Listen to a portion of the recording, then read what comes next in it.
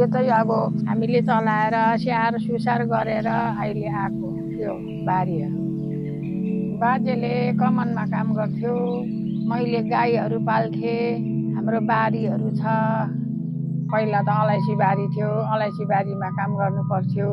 अलैँचीहरू पनि सबै रोग आएर छैन अहिले। उसको त्यो अलैँचीको गाछलाई नै पुरा केले खायो सुक्दै सुक्दै सुक्दै गयो सबैको। अहिले कसैको पनि छैन। त्यही त भन्दैछ त मान्छेले पाउनु पर्छ।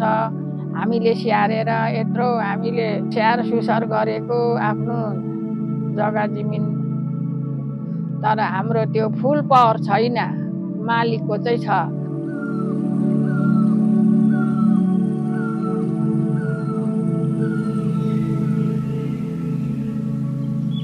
हामीलाई त जङ्गल पहिलादेखि गएको, जङ्गल जानु मन लाग्छ, मनपर्छ। निगुरेको टाइम अहिले नै हो, यो अप्रेलमा हुन्छ।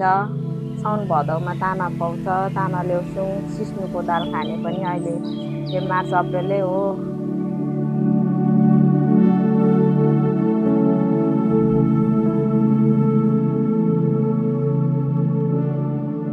पानी चाहिँ हाम्रो यो कमानको एरिया हो। कमानले उहिलेदेखिकै पुरानो ट्याङ्की छ, त्यहीबाटै आउँछ।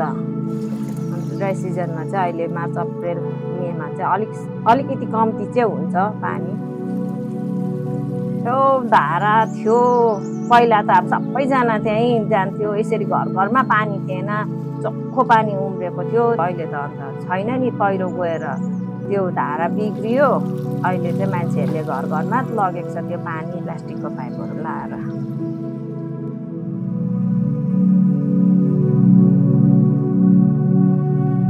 यो चाहिँ सबै माथि माथिबाट बगाएर ल्याएको, खोलाले बगाएर ल्याएको, माथि माथिको मान्छेहरूले फ्याँकेको यो प्लास्टिकहरू बोतलहरू सबै यसरी फ्याँक्छ नि त माथि माथिबाट।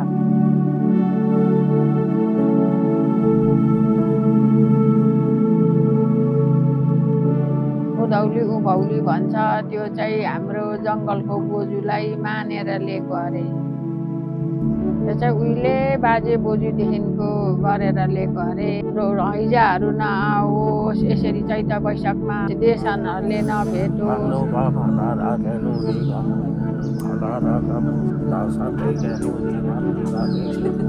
हामीले मकैहरू पनि फल्छ, थपक्क खानु हुँदैन। उसलाई सानो सानो भए पनि उसको भाग दिनुपर्छ, चढाउनु पर्छ। ऊ चाहिँ रुखपातमा जङ्गलमा खोला नालातिर ऊ चाहिँ डुली घुमी हिँड्छ अरे। अन्त उसले जोगाइदिन्छ, जोगाइदेऊ भन्नुको लागि नै त्यसरी पूजा दिएको बोजूलाई।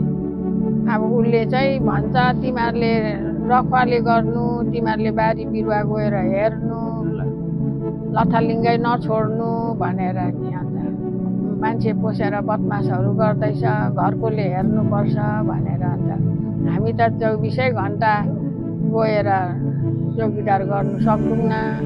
तिमीले माफ गर्नु, क्षमा गरिदिनु, 10 अम्ली जोडेर भन्नुपर्छ, 10वटा अम्ला जोडेर माफ माग्नुपर्छ।